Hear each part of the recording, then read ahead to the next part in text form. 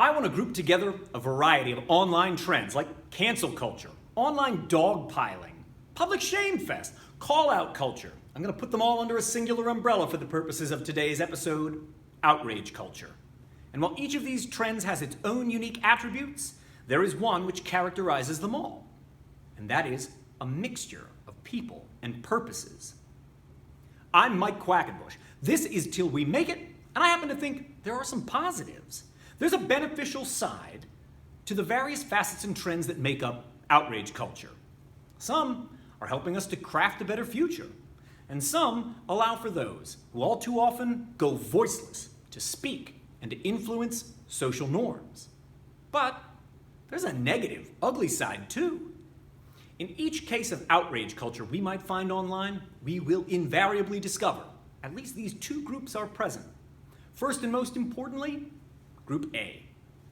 This is the group of people who are directly or genuinely affected, marginalized, or offended by certain speech, certain behaviors, or injustices of some kind, and they call out for change. They want a level of public accountability, and they want the consequences thereof to be fitting.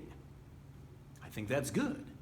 We can all think of examples where this has sparked conversations and movements which will help us reshape society to be better. But in addition to this group, there is also Group B. This group may contain moral grandstanders. That's showboaters who are using social media discourse as their personal vanity project for self-promotion.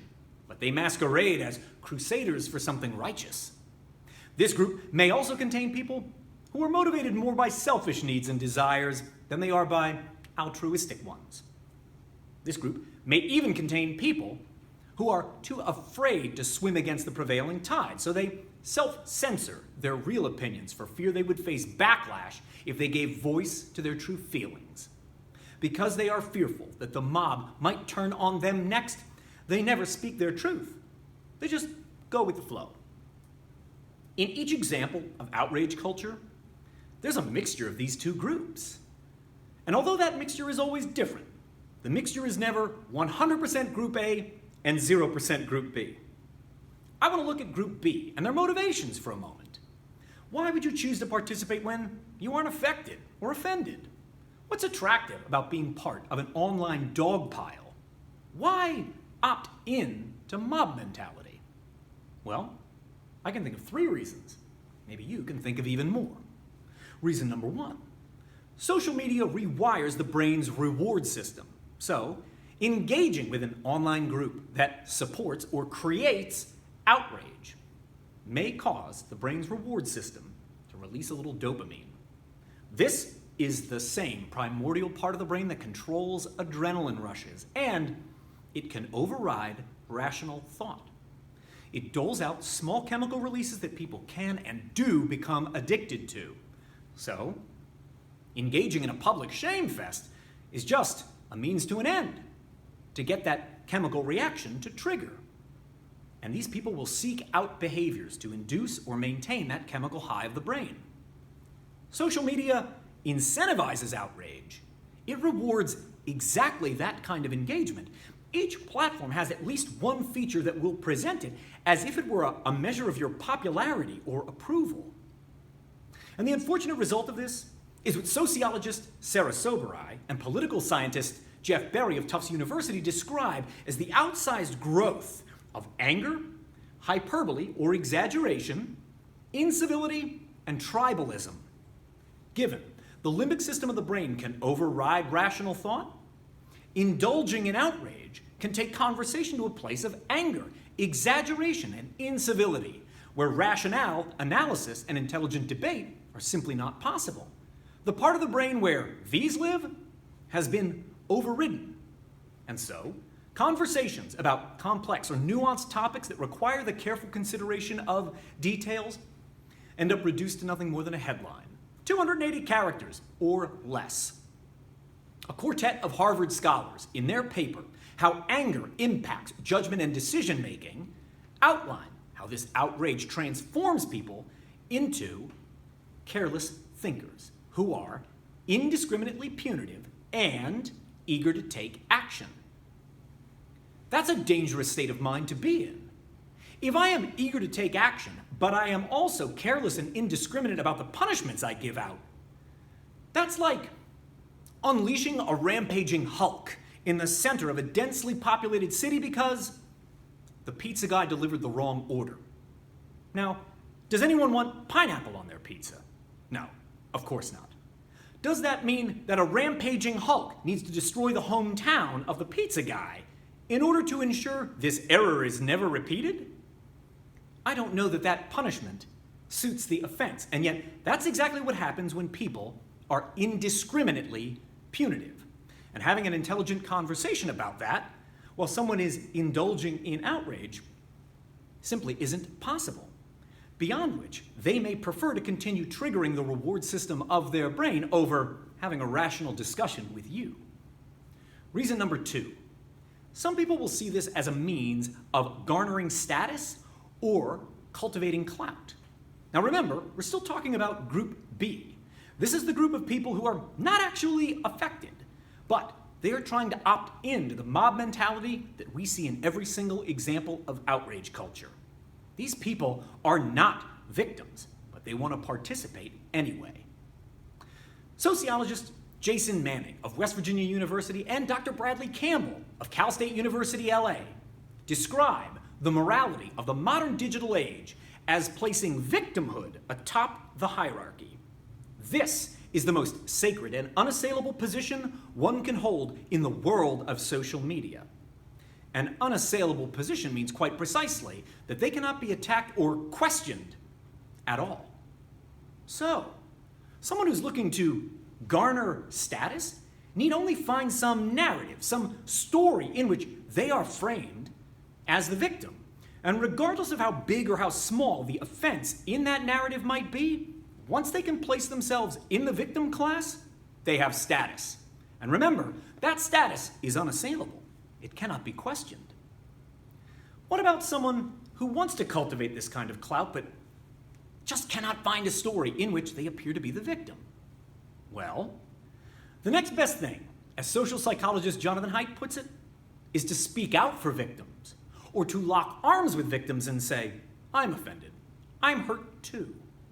Even this, victimhood by proxy, comes with a certain social media status. And so, for someone who is looking to cultivate a little bit of clout, but cannot otherwise place themselves in the victim class, this is their best option.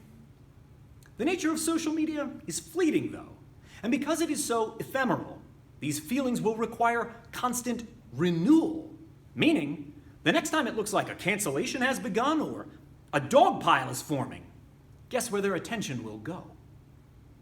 Reason number 3. As our real-life interactivity is reduced to a bare minimum in the absence of true social interactions, we are filling that void with what we present on social media. As our existences become increasingly isolationist, we are lavishing more time on our online lives. We are giving it greater importance. It's something to pass the time. It's something to do. But the social media discourse is not a great place for the kinds of conversations about complex or nuanced topics that require the careful consideration of details. Thus, at the same time that we are becoming increasingly reliant on social media platforms to help us feel connected to the outside world, we are discovering our conversations confined to a space that necessitates the complete collapse of context and allows for simplistic, absolute judgments. Calls for reform, attention to injustices, constructive criticism. These are all things the positive facets of outrage culture enable us to talk about, and social media platforms can amplify. I think it's crucial that we listen compassionately to the people that make up Group A, those who are directly or genuinely affected, marginalized, or offended. And it is past time that we extend to them the benefit of the doubt. Because historically, we as a society have not. And look where that's gotten us. For example, when we say believe survivors, that means that we cannot just ignore or choose to dismiss a story that we don't want to hear. That slogan is a cry for people to be heard and to be taken seriously. But when we listen and when we take them seriously, that does not also mean that we automatically or unquestioningly believe every detail that we hear. That's the very meaning of mindlessness. I don't think Believe Survivors is advocating for mindlessness. I do believe that people who are hurting deserve to be heard, even when what they have to say is difficult for us to hear. It takes real guts to talk about painful episodes from your past, and we can come together as a culture to make it easier for the people who've been deeply affected to tell their stories. Remember, each time we hear the brave people of Group A speaking out, part of outrage culture will bring some percentage of Group B with them. And it can be very difficult to separate out the noise they contribute from the vital messages these conversations and movements have been built upon. Make no mistake about it.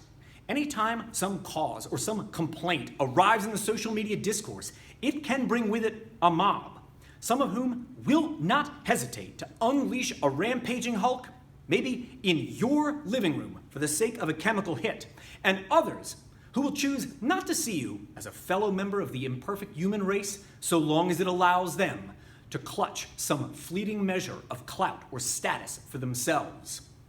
Your humanity is of no consequence to their personal vanity projects. I happen to think there's good and bad in everything, including outrage culture, just like there's good and bad in every person.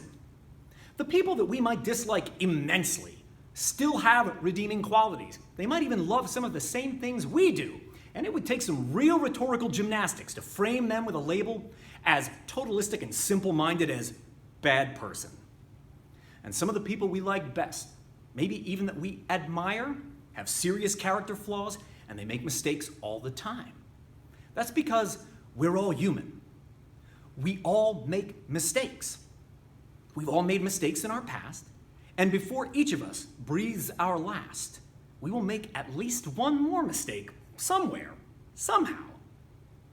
Not just bad people will, not just good people. All people will. All of us. Whew. I think I'm all talked out, but I would love to hear from you. Do you agree with my argument about the mixture of people and purposes in the various forms of outrage culture? You can use the thumbs up or thumbs down to cast your vote and let me know how you feel. And if there's something key to this argument that I've overlooked, well, feel free to let me know down below in the comments. I look forward to reading your thoughtful remarks when I go swimming around down there in between rounds of playing Whack-A-Troll.